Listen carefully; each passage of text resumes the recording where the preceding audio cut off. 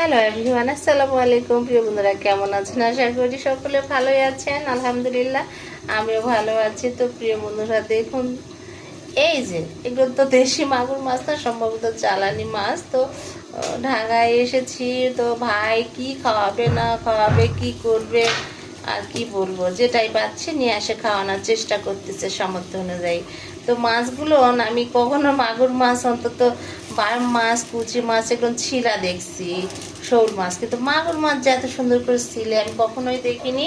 তো দেখে আমি ভাবি কাটতেছে, কাটা দেখে আমি ঝটপট একটা ভিডিও শেয়ার করছি বন্ধুদের মাঝে, বন্ধুরাও আমার দেখুক।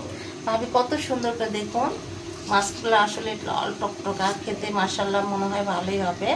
তো ভাবি কত সুন্দর করে মাগুর মাছ ছিলতেছে, এই যে কত সুন্দর করে উপরে চামড়াগুলো ছিলছে, বা একবারে বায়ম মাছের মতন। একদম শুধু দু পেঁয়াজি করতে হবে, পেঁয়াজ দেখে লাল লাল করে ভুনা করতে হবে, মাশাআল্লাহ দারুণ লাগবে খেতে। প্রিয় বন্ধুরা, এরকম মাগুর মাছ ছিলা কি কেউ কখনো দেখেছেন? আর মাগুর মাছ ছিলে রান্না করা, রান্না করে কে কে কে কারা কারা খেয়েছেন অবশ্যই কমেন্ট করে জানাবেন।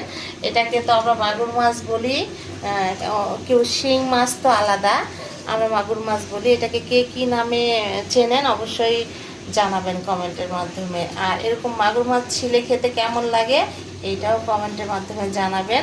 এই জন্য একটা ভিডিও শেয়ার করলাম বন্ধুদের মাঝে। দেখান তো ভাবে একটু কেমন করে ছিলছেন, এই যে কত সুন্দর করে উপরে চামড়াটা ছিলছে, কত সুন্দর সুন্দর। আসলে অনেকে ওই গায়ের মাছের উপরে চামড়াটা দেখে মাছ খেতে চায় না, এভাবে যদি চামড়া ছিলে রান্না করা যায় সবাই খাবে ইনশাল্লাহ।